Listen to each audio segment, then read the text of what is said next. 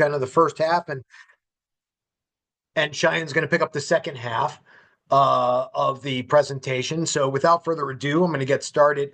We're one of the few programs that I'm aware of, anyway, within the state wildlife agencies in the nation that involve themselves in cost recovery. And there's a lot of benefits and a lot of pitfalls. So we're here to talk about that. And today we're going to kind of go through the problem, the big problem, the data that supports at least one potential approach, how we kind of grew up, the timeline of our program, our approach to what's been a very successful program so far, and the data that supports that success, and then, maybe get into a little bit of future goals and things like that. By the way, I just want to mention this photo here, which kind of represents some of our major events: bison, bighorn sheep viewing, bat netting, a QR code to our registration page. That's something that we like to put at the end of all of our kind of wildlife lecture series, which we do 20, 25 of those lectures every year, because that way people can kind of zoom in and click and get to our events more easily. All right, so moving on. So what's the problem, that faces wildlife agencies today? And the problem is wildlife management agencies, state wildlife management agencies anyway, are suffering due to a decline in revenue brought on by relatively low numbers of participation in hunting and fishing sports. Fishing has actually been pretty stable, but hunting has largely been in decline for the past 4 decades. And, we have our 3 efforts and we get little bumps from that. But, it should also be noted that one of the major components of that problem is that wildlife viewing does not directly receive money. There's no current funding mechanism like those that are in place for hunting and fishing, like, Dingle Johnson, Pittman Robertson. Those acts enable this funding, and we don't really have that for wildlife viewing. Therefore, funding activities like ours is always a struggle. So moving forward, we should also note, by the way, that hunters get 2 very valuable things from their state wildlife agencies. They get to participate in an activity that they're passionate about and that they want to pass on to future generations. And maybe even more importantly, they get to remove something from the public trust. Wildlife, right? Wildlife is held in public trust. That has a lot of intrinsic and perceived value. So we can't solely ask wildlife viewers to give to us altruistically without getting something of similar value to them. They need to feel like they're getting something of great value. So how do we broaden our support base and our revenues? Well, the top 3 complaints of hunters in Arizona, anyway, are these: the length of the wait time for the draw. So Western states have, a draw for big game, and this may be unique to the West, but that's literally the number 1 complaint. I've applied for a draw for elk for 5 years. I've never been drawn. And the reduction in the quality of the resource itself. Game isn't as plentiful or as big as it used to be. And lastly, there's an ever increasing number of hunters in the field during hunting season. This is a rare opportunity for a win-win, maybe win, which is rare in the world. So if we get more wildlife viewers kind of funding the state wildlife agency's conservation work, it doesn't increase wait times for the draw. But if R3 is really wildly successful, and we get a lot more hunters, the draw numbers get worse. So it impacts that in a negative fashion. So this is like something that both parties need to be made aware of, so we can kind of get everyone on board with wildlife conservation, and also the reduction in the quality of the resource. Wildlife viewers don't directly impact the quality of the resource. They're not taking game. So how popular is it in Arizona? Well, wildlife viewing is easily the most popular outdoor sport, with 52% of Arizonans. By the way, I have the updated numbers. These numbers are from 2022. So Arizona Game and Fish Department every 2 years does kind of a trends report. We hire an outside agency to do that. And we do that every 2 years. And when I gave this presentation, I only had the data from 2022. We now have the data from 2024. So you'll see how that 52% has grown and how it compares to boating and shooting and other forms of outdoor recreation in the state. At that time, 27% of Arizonans were taking trips specifically with the purpose of viewing wildlife. And this is the way, again, back in 2022, that the rest of the other 7 outdoor recreational activities that we track uh, were participated in by Arizona residents. 30% were involved in boating, 27% in recreational shooting, that's non-hunting shooting, 26% in OHV, off-highway recreation, 26% in fishing itself, and about 8% hunting. So that is a very interesting set of numbers to take a look at for the program. And again, we'll update those with more recent. So wildlife viewing and boating were the only two outdoor recreational activities that increased significantly from 2020 to 2022. And I'll show you again those numbers in this slide. So this is the graph, and just using my laser pointer here, I'm showing you this is wildlife viewing. This is hunting down here. And I'm not bashing on hunting. I'm just saying that far fewer number of people relative to the general population are involved in hunting than they are in wildlife viewing as general. So this is the new trend from 2024, the data from 2024. Wildlife viewing is still up here. Hunting is, again, remained relatively flat. It actually went up a little bit between 2020 and 2022. But if we take a look at the statistics of that, we can see that between the years 22 and 24, we went from 51.7 to 61% of Arizonans, a good majority of Arizonans are now engaged in wildlife viewing, which is a very statistically significant number there, much more so than anything else. You can see hunting went up as well. It went up by over 1% from 8.5 to 9.8. But as far as the X value there, it's a huge jump for wildlife viewing. So what happens if we engage more non-traditional or non-consumptive, however you want to, categorize these people? What happens to the state wildlife agency if we engage them? Well, non-traditional constituents become actively involved in wildlife conservation with, in this case, Arizona Game and Fish, but whatever your state wildlife agency is. And that means there's a lot of common ground, right? Studies have shown between 75 and 85% of non-hunters, for example, don't have a problem with consumptive hunting. If you get into trophy hunting or predator hunting, those numbers are vastly different. But for the vast majority of hunting, hunting a deer because you can eat it, hunting a turkey because you can eat it, whatever, there is a lot of common ground there. So common ground's a really good place to build bridges, as I always say.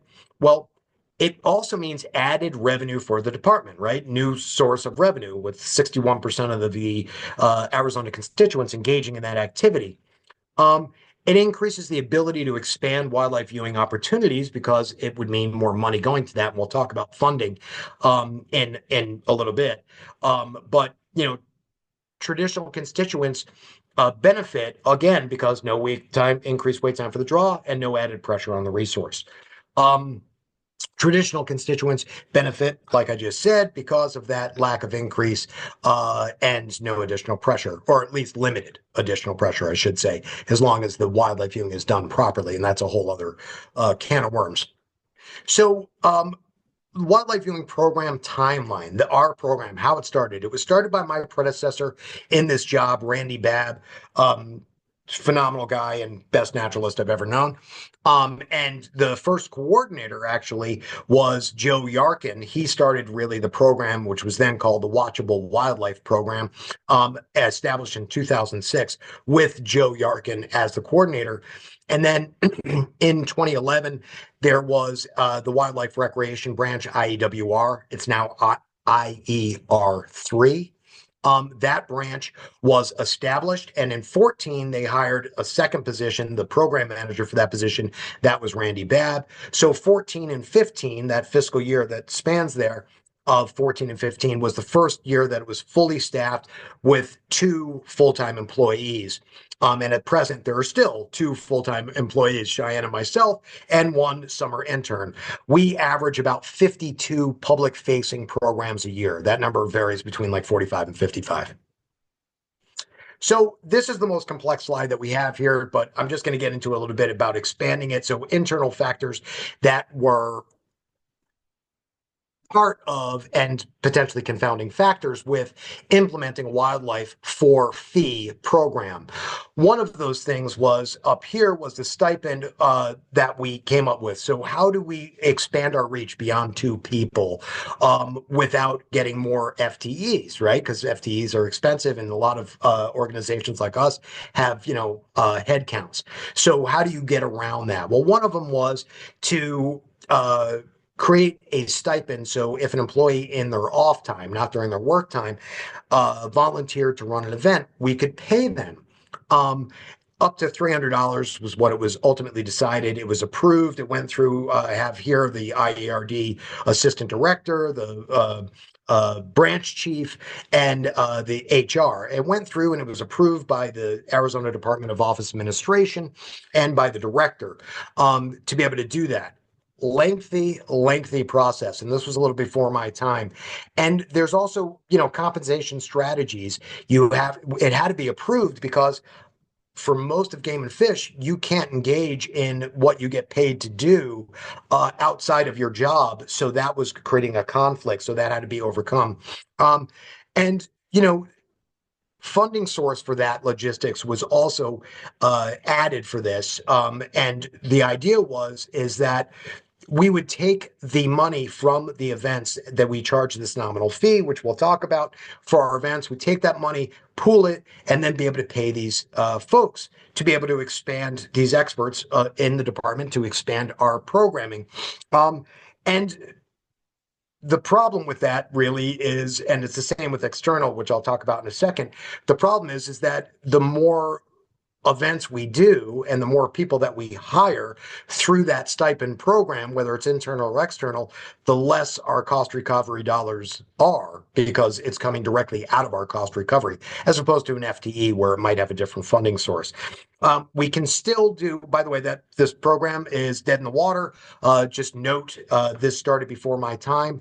The paperwork doesn't exist. It got lost when Joe retired and Randy retired, and therefore the program has been shut down to do internal stipends. We can still do the external stipends using external contractors for that. And we have, we have to deal with the state requirements for insurance and the legal interpretation of all of that as we move along. Also, there's permits and agreements for running programs like ours. So, for example, we do bat netting and bighorn sheep on land that is run by the U.S. Forest Service. So we need to submit every year for a letter of nominal effects from them. You have to get MOUs if we're doing things on partner properties or with NGOs. And one of the things that should be mentioned is that if we do something on Arizona Game and Fish commissioned, owned properties, most of the time those properties were either purchased with or funded by federal funds. And if that's the case, you cannot engage in cost recovery events. You can't charge for events on anything that was funded by federal dollars. So that has been kind of a confounding factor. And you'll see that when we talk about bison viewing, for example. So the goal of the program: broaden the Arizona Game and Fish recognition and support through this innovative and compelling, we hope, programs that engage the public with wildlife and promote wildlife appreciation, conservation, education, and recover costs all at the same time. And when asked, why we do what we do, that kid's face is the example I always use. This is at a bat netting. I'm holding a bat here. And look at that kid's face. That kid is having a great positive experience with bats, a much maligned, unnecessarily and unfairly maligned category of critters. And for the rest of this kid's life, he's going to remember that positive experience. And that's kind of what we're out for. I always go by a famous quote from the late 60s from a Senegalese forester, although it's often attributed to Jacques Cousteau, but he didn't say it first. Baba Dioum did. And it's, in the end, we will conserve only what we love. We will love only what we understand, and we will understand only what we are taught. And it's how I see myself, is kind of building that educational component so people are more knowledgeable and more passionate about wildlife. So our approach in doing this is educate and engage through various opportunities. People want experiential events much more than they want swag. They don't want a beer koozie or a can koozie. They want to come away, especially the modern generations, they want to come away with having this wildlife experiential event. So what we do, we have a wildlife lecture series. We have 35, 40 topics that we give lectures on, which means we have to have a pretty broad-based, both Cheyenne and I are biologists, broad-based knowledge. And we give topics on all these different topics, and that number is always growing. We have field-based activities like the aforementioned. We do bat netting, bighorn sheep workshops, sandhill crane photography, bison workshops, which are currently on hold, and elk workshops that we do every August. We also have had streaming wildlife cams, sandhill cranes, bats, bald eagle, pupfish, and more to come, we hope, if we can sort out all the issues that we're currently having with our cams. Partnering is one of the best ways. We have an extensive array of partners to expand our program and our audience, because part of the issue is Arizona Game and Fish, we know how to attract hunters and anglers, OHV and boating people, because that's our main business. What we're not necessarily so great at is reaching out to non-consumptives, non-traditional folks, and getting them involved. So being involved with these NGOs, other state agencies like state parks, Arizona state parks, nonprofits, private communities, private businesses, things like that has really allowed us to expand our reach and our constituent engagement. So just to show you some images from some of these events, you can see Cheyenne is scouting here. We're on Canyon Lake looking for bighorn sheep. This is my favorite, and I can tell you our constituents' favorite event. We typically get these events fill in sometimes days from the time we post them. We do 6 or 7 of these tours for the public, up to 18 people on 2 different pontoon boats. Both Cheyenne and I are there to kind of interpret the biology. And you can see this photo I took with my cell phone. By the way, so this is how close we get, because it's not like cell phone is like 600 millimeter zoom lens. This is how close we can get to these sheep, sometimes on the lake. You can see from one boat to the other, you can see the sheep looking through the other boat. We get right in there and we interpret behavior, which we often see at the beginning of the rut and things like that with these animals. And the public just kind of loves it. And to be honest, so do I. That's why it's important to have these biologists on the boat, though, is to interpret that behavior and the patterns that we're seeing, what's going on here. Again, all these photos are cell phone photos. Bat nettings, we do those, obviously, coincides with the summer. Summer is the best season for wildlife viewing in Arizona. That's one of the things we do here at Cheyenne with processing a bat. We do collect some baseline data, which is actually really important, and it goes into a statewide and federal database. And this is our intern, so we're kind of helping to educate the next generation of wildlife viewing professionals as we move forward with that. Just a close-up of California leaf nose and a pallid bat there. Sorry, when I turn my head to see what you're seeing is over here for me, so I don't mean to be rude and do that and turn my head.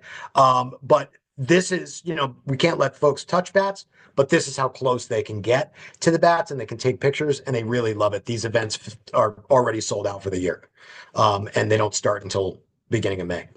At this point, I'm going to go dark and let Cheyenne take over, and I'll be back for questions at the end.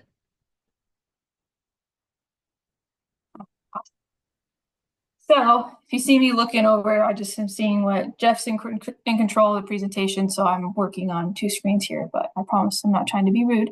I'm Cheyenne. Nice to see everyone, sort of see you, but I'm going to take over here. So this is our bison viewing event. Jeff kind of mentioned that it's kind of on hold right now, and that is true because it was bought with federal dollars and is continued to be maintained with those dollars. However, we talk about things that may not be working for us right now, but have worked for us in the past and can work for you guys in the future for like our webcam stuff. I'm going to talk about some things about that later as well, where we're in a rut right now, but it's something, it's all about the inner workings of cost per program. You're going to run into these pitfalls, but it just gives good ideas on where you can take your own programs and opportunities you can look into that maybe your commission or whoever's in charge will look at things differently. So this is one of them. So this is our bison viewing event. Usually they happen in November. It's a pretty cool opportunity. It's pretty exclusive. While folks can visit the wildlife area, this is Raymond Wildlife Area, there's a good chance you won't get so close to bison. Whereas with us, we take folks out in game and fish trucks. We know exactly where the bison are because we work with the wildlife area manager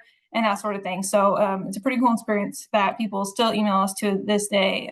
When's the next one? When's the next one?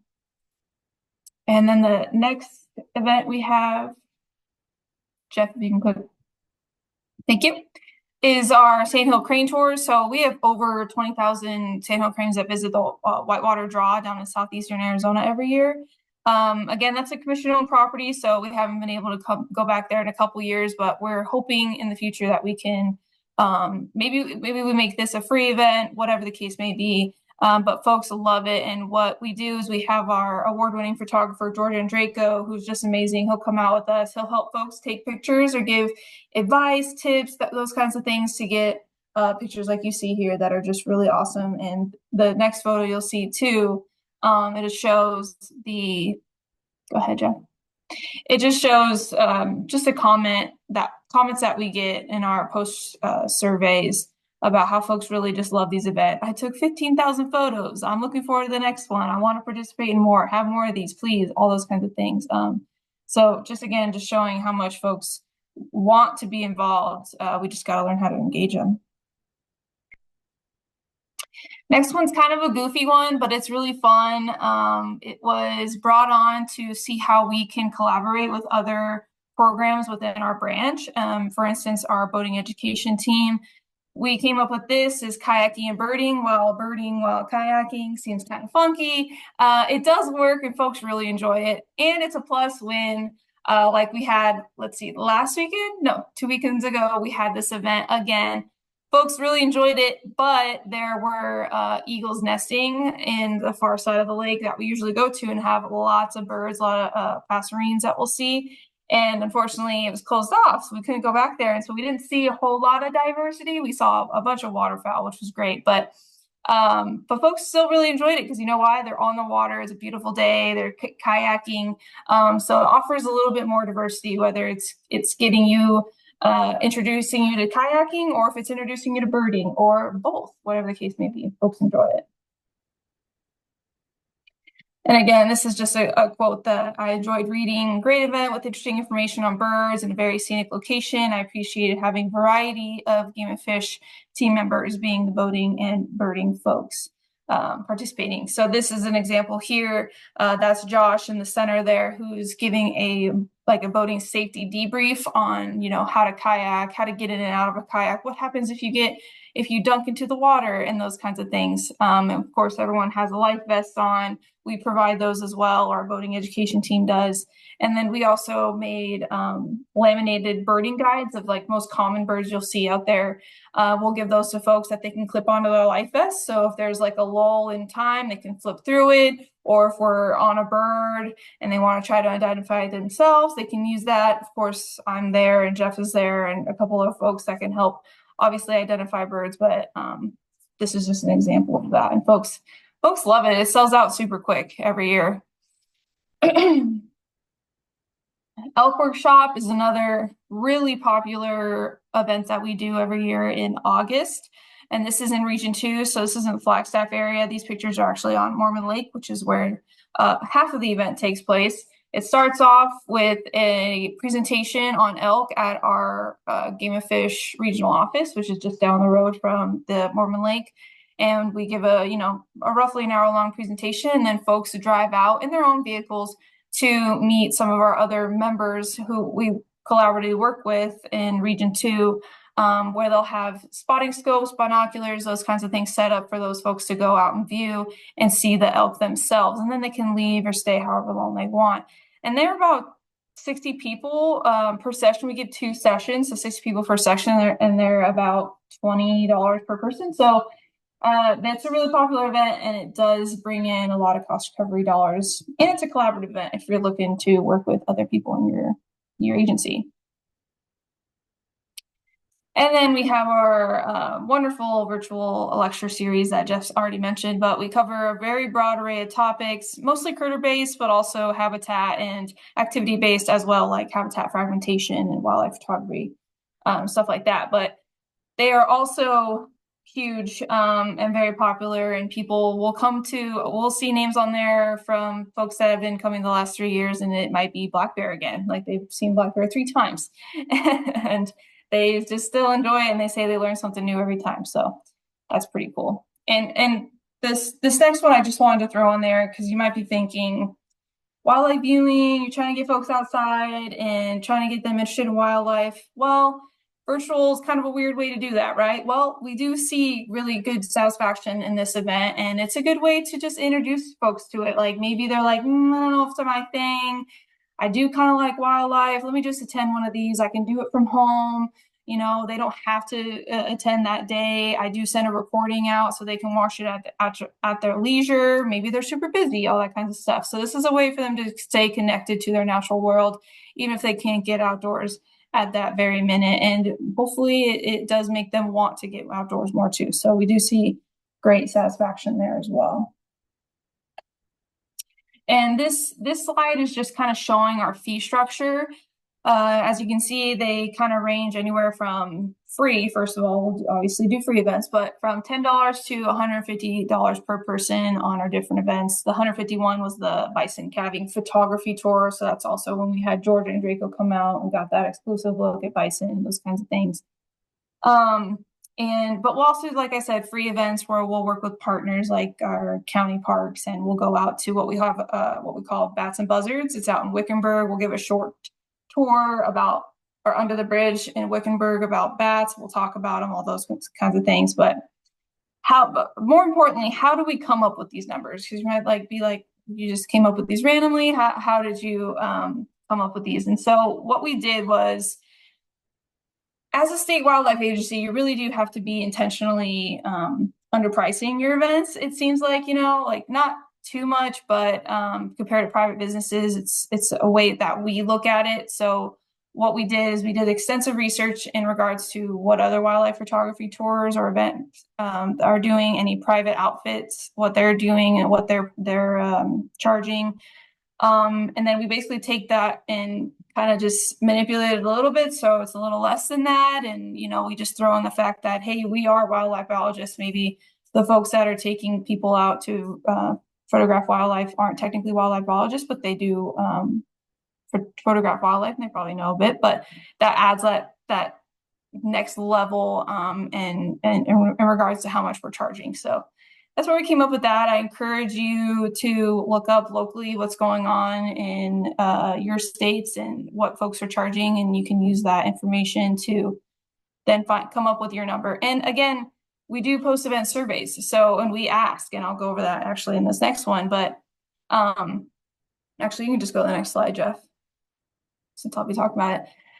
We asked, do you feel that the event was good value for your money? So just adapt too, like if, say you weren't selling them out, maybe you need to adjust your price, or you sold out, but then, your post-event survey said, not great as far as this question goes, then you might want to readjust that pricing. I know we had to do that in the past with a couple of our events, but for the most part, we do pretty well. And as you can see in this photo here, 97.7% satisfaction as far as if it was worth their money. And obviously that 1% is like unsure. And And usually it's because there's like that one person that says it wasn't long enough. That's what we'll get in the comment. It wasn't long enough. I wish it was longer. And so you kind of have to take those in consideration as well. But even with our high price stores, this is an overall, this isn't just 1 year. This is an overall of all of our data that we have. And so that's including any bison tours that we had where they were $150, or like our Bighorn sheep tour, photography tours at $125. All of that's in here. And that just kind of shows that, you know, you can work it and price it out even with higher price tours. That folks are willing to pay it and they want to be engaged and they're into it. So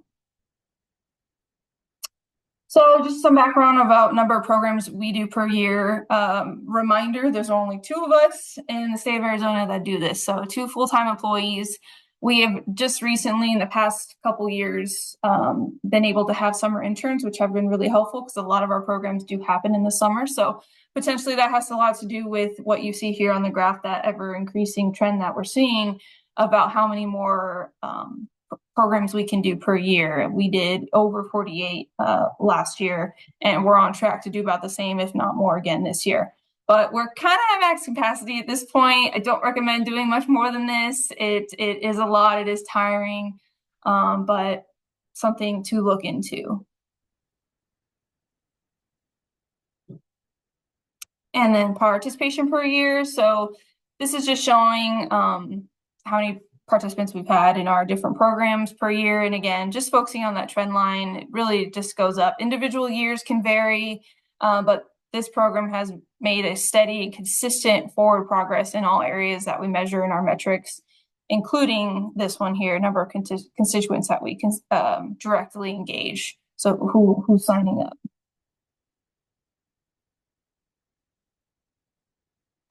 And this here is just showing, so how often do we fill events? You might be asking. Percentage of in real life events at capacity is 96.6%, and with 76.35% being including virtual. So this is just showing that most of the time we are filling our events, basically. It says, 90 to 100% satisfaction. That's just because if we can fill our events to 90%, especially those virtual events, because those are harder to fill, we are happy. That is a success for us. And so with that information, sometimes it's over the 100% number, as you can see there. Cost recovery dollars, as you can see, again, just an upward trend. In fiscal year 19, we had a record-breaking year. Then COVID hit, saw a dwindle in numbers. However, we did manage to see decent numbers still, because we included like virtual lectures. That's when we started doing those. And then in fiscal year 23, we surpassed our goal with that $21,838. And then in fiscal year 24, same thing. We're just upward tracker. I don't have the numbers for this year yet, as you can imagine, but we're just seeing an upward trend continuously, which is really good. And since our program's inception, if you click Jeff, I think it'll pop up the big number. And this is just from last year. This is not including any fiscal year 25. We're at, just under $130,000 in cost recovery dollars. So we have doubled our programs, doubled our participations, and more than doubled our cost recovery. So pretty cool. Non-traditional constituent financial engagement. So this is a really cool slide that I think will be most helpful to a lot of you. So cool. You put on these events. People are generally enjoying them. They're fine with paying money for them. So what's the big deal? Well, let's look at how much folks are spending with us in comparison to the traditional constituent, right? So like our hunters and fishers, those traditional folks. Well, even though it varies by event types and year, but in relation to our, in real life events and even our virtual events, if we have approximately 56% of customers attend 2 or more events per season. Okay. And then we have 35% of customers attend 3 or more events per season. Why is that important? Well, the median income, what someone's bringing in if they attend 2 of our events, and I know they vary quite widely, but the median of those is going to be $165 that one person is bringing in if they attend 2. A non-resident combo license person, so someone that's buying a license that is both for fishing and hunting, is $160. So that person attending 2 events is already contributing more than a non-resident combo person, which non-residents tend to be a little higher than resident combo licenses as well. So keep that in mind. Also, if they're coming to 3 events, a 3-event median income to our agency is around $262.50. A resident Arizona elk hunter brings in $185. So this person is bringing in consistently more dollars in that way too. And don't forget, if you hunt in Arizona, you have to buy a license. Our constituents are 100% discretionary. They are choosing to use their hard-earned dollars to attend our events and to bring money into the department. This is the way to couch it to your executive staff and commission to garner support. This is how you want to couch it in their terms and give those realistic and real life comparisons, because that kind of puts it in a bigger perspective.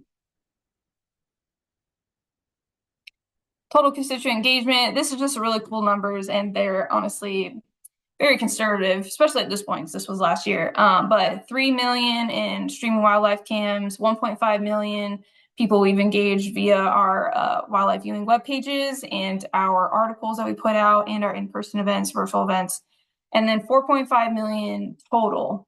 Plus, again, this is a very conservative number. So you're reaching a lot of people, and that is important as well. It's not all just about the money. It's also just about who are we reaching and educating. Overall customer satisfaction. This is one of the questions that we'll look into as well in our post-event surveys. Great. The numbers are great. Highly satisfied, 90.54%. Satisfied, 8.02%. So that's a whopping 98.57% overall satisfaction. I am unaware of anything else in the department that does public-facing stuff that receives this level of constituent satisfaction. So really good numbers, which helps us continue on doing the things that we do. So what have we learned? Basically, present to executive staff and garner support for your program and cost recovery. Cost recovery is a great way to show that your program should be taken seriously and that it can contribute to the agency's overall bottom line. Non-traditional and non-consumptive folks are eager to be engaged with their wildlife agencies. You just have to have the experience or offerings that appeal to them, and they will come. There's a demand for in-person and virtual events. Lots of opportunities there you can work with. You can do it with limited staff. Again, we only have 2 folks for the entire state of Arizona, which is not a small state. But imagine what you could do with more people. If you ever want to grow, you're going to need more people. If we ever want to grow, we're going to need more people. You will reach that max capacity sooner than you think. You can utilize partners to reach different audiences, and you can do that into you can get into some unique audiences as well and opportunities, as Jeff mentioned when we were talking about our partners. You can charge for events. It doesn't always have to be free, and it doesn't always have to be charged. You know, if you're just looking to increase your engagement, there's that too. But you should have a variety of prices and opportunities for folks. So don't make them all $150 events. You know, we have some $10 events that make it more affordable for folks as well. This also helps and garner support from your agency leads too. If you engage in non-consumptive folks instead of increasing consumptive, traditional constituents will benefit. There's no increased wait times on the draw. There's no, there's reduced or no reduced odds. There's no added pressure on the resource. All good things. So it's a win-win-win, like Jeff mentioned earlier. There's there isn't much negative side effects there. And with wildlife viewing, opportunities are endless. They really are, especially on your different states. You can get really creative. Future growth opportunities for us. Where are we going? This first one, I was going to take it out because we're not going to be able to work with explore.org, but I wanted to talk about it because, again, that's just all a part of the inner workings of cost recovery programs. You're going to run into these pitfalls, and this is something that maybe your state might be able to look into, is working with explore.org, which is a streaming wildlife cam company, and they offered to work with us and was not going to charge us anything, and for some reason it just wasn't going to work with our agency, but something to look into if you're interested. And if you want to talk more about that, you can feel free to contact us offline and we can go into that. But explore funding opportunities to have a year-round intern. We, again, like I mentioned, last couple of years have been able to have an intern during the summertime, which has been great. But another way that would be awesome is to have them year-round, and that way we can, again, even broaden more of what we're doing and maybe have them travel across the state for us as well in our off times to reach the other kinds of wildlife we're not seeing here in the valley at those times. Increase partnerships. Growing statewide reputation means new partners coming to us, which is great. Partnerships bring with them, new constituencies as well. Explore contracted positions with NGOs or non-governmental agencies like Audubon, Nature Conservancy, those kinds of things. And we've seen success in those with our R3 programs, at least in our agency. You probably have too. So how can we do the same thing for what we're trying to do? Continue to gather statistical support as justification for increasing, full-time employees in the program. We're constantly trying to do this. Hey, this is 2 of us. We were able to do X, Y, Z, bring in this many dollars. Imagine if we had 2 more people and what that could bring to the agency as well. But the biggest thing here, I will say is post-event customer surveys are critical as well, because that's going to bring the data that you need to back up what you're saying when you are presenting to your executive staff and agency leads. Numbers hit huge. And so Jeff and I really harp on those anytime that we can. But the biggest thing I want to say is you are your biggest advocate. No one is going to push for your program. You have to.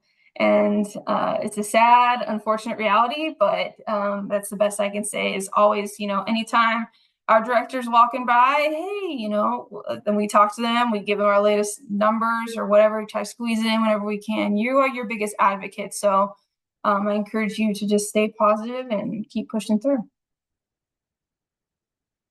And with that, thank you guys. And if you have any questions, we're here. Thanks, Jeff and Cheyenne. Looks like people are going to start throwing questions in the chat. We do have our first question. How do participants register and pay for an event? Who manages that revenue? So we use who's called Calcemy Event Manager.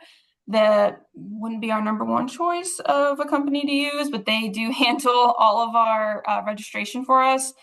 I don't know how that was started, Jeff. If you do, feel free to chime in. But we basically have our Game and Fish website, our wildlife viewing website. Then we have a link to the registration page for all of our different events through Calcemy. They click on those individually, pay through Calcemy, sign up through Calcemy. Then we just get the data and they send us a check at the end of the month, kind of thing. Anything to add on that? And what they do is they take a small percentage off the top. So if it's a $10 event, it might be 50 cents or something like that. Yeah. That they take off the top as their fee. And then the check that's sent, it's just an electronic wire transfer these days, is the remaining. Oh, thank you, Shelly, for adding that in the chat. Yeah, I just put their website in the chat for Arizona Game and Fish's Watchable Wildlife Program. Are there more questions? You can raise your hand or drop it in the chat. Do you do any advertising or marketing for your events outside of posting on Calcemy? Yes, we definitely do. We utilize our marketing team a lot. And they also utilize, what's that company's name that helps push our... An outside marketing firm called Off Madison Ave, OMA, that sometimes we'll pay extra out of our own operating budget. We'll pay a little bit of extra money to do some promotions, particularly for, again, our in-person or in real life events. We never have a problem filling those. Those always fill to capacity and then have wait lists for those. But for virtual events, we're using Zoom. We have a room that can hold 100 or 200 people, whatever it is. We typically get 30, 40, 50 people.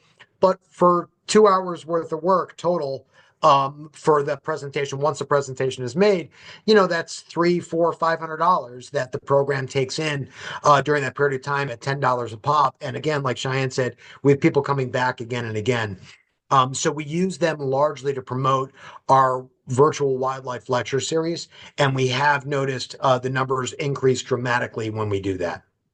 And I will add to that, we in our post-event survey, we ask how you found out about the event. And our biggest thing is going to be our, what's it called? Wild Plus Life News letter that goes out every month. Our marketing team has this newsletter. We always send them our information wherever we have events coming up, and that's how we get most folks. So through emails is the biggest, and then I'd say the second is going to be social media posts for us. Scott's question looks like it follows up on what you just said, Jeff, but it's a question about it. Are you seeing any challenges with the same people signing up every year for the same field events that are sold out, thus maybe limiting new engagement? Yes, I mean, we are a little bit, because for example, one of the things that we do is we keep track, obviously, of the people that sign up for our events. It's a list of maybe 1,000 people. And then when we first post our season's events, which just happened like a month ago, Cheyenne will send out an email to our listserv of the people that have been to our former events. And within less than a week, 68% of all seats, virtual and in real life, were filled, meaning that the vast majority of that number, I mean, a few people might have stumbled from the outside, but the vast majority of that number are returning customers, which we're hoping to use that information to increase our staff, basically, so we can hold more events and reach greater numbers. Because like Cheyenne said, and I alluded to, we're pretty much at capacity, doing about 50 events a year. Some events will have some weeks we'll have 2 or 3 events, maybe 1 virtual, 2 live, or vice versa. And it's just a bit much to be doing year after year after year. Before Cheyenne and I started doing this program together, this program used to average between 20 and 24 events every year. Now we've pretty much doubled that number. And it's getting very difficult to maintain. So our goal is to show that if we build it, they will come. If we can have these events, if we could get regional staff, so all our events aren't located in, not all, but the majority of our events aren't located in the Phoenix metro area, but can be scattered throughout the state, so we can get more participants and reach new audiences, which is a large purpose behind some of the free or no fee events that we do, is constituent engagement, to get them lined up with our programming. The problem is that they fill up very quickly, as we've talked about. So we just need to be able to do more of these events. Yeah, there's certainly an upside and downside to that, Scott. I see what you're saying.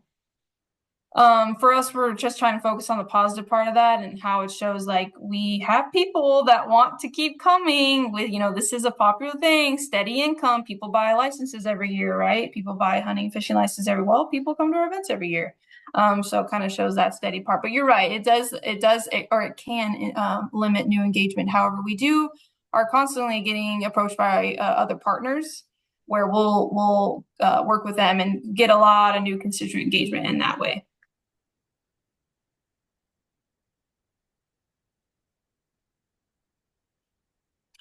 Are you partnering with R3, using this as a bridge program to the wildlife viewing population that may be interested in also starting to hunt, fish, or trap once they started developing relationships with fish and wildlife management staff? So we do there's not a direct partnering as of right now. But we do have folks who are traditional folks that come out in our events. It's a lot of times it's going to be folks that are,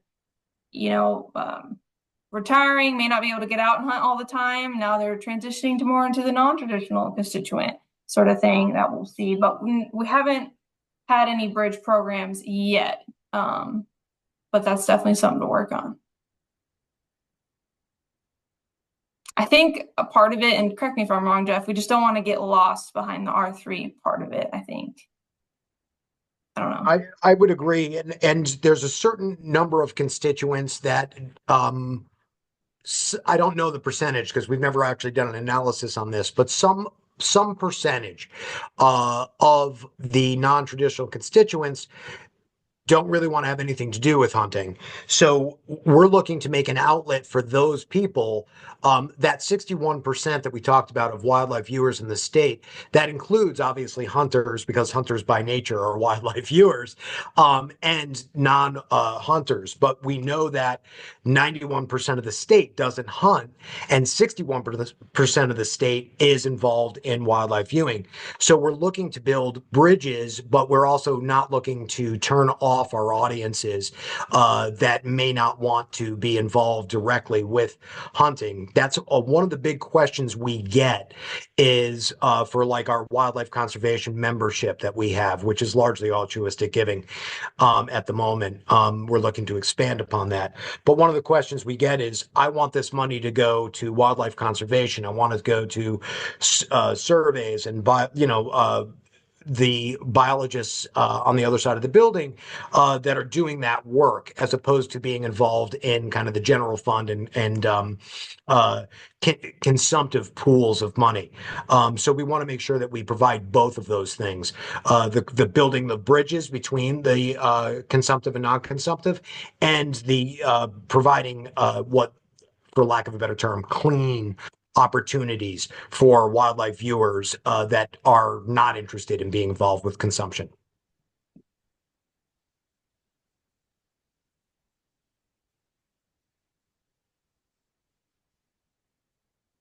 Um, I think we can, we had a question about, would you be able to share this presentation with us?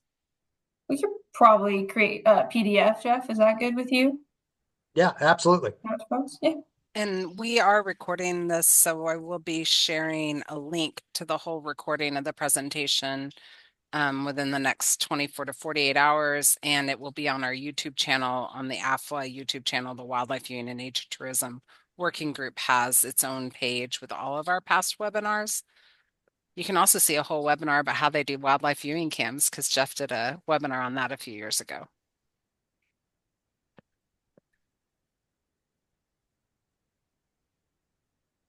Any other questions?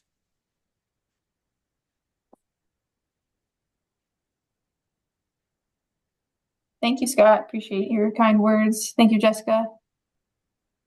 All right. Well, thank you, Cheyenne and Jeff. That was great, as always. Always learn something new. I encourage you to go back and watch this again, because I've seen this presentation a few times and I always learn new things. So share it with your friends, share it with your colleagues. Would love to see this kind of sweeping the nation. And one final plug before we log off: the request for proposals is open for the Wildlife Viewing Academy in 2026 in Seattle, Washington. It's next February. And so if you have a presentation that you think could be good, this could be you in a webinar a year from now, 2 years from now. So we'd love to have you. And with that, thanks, and have a great rest of your day. I want to thank you for the kind words I'm seeing pop up. Thank you. Thank you. Thanks for having us, Shelley. Thanks, y'all.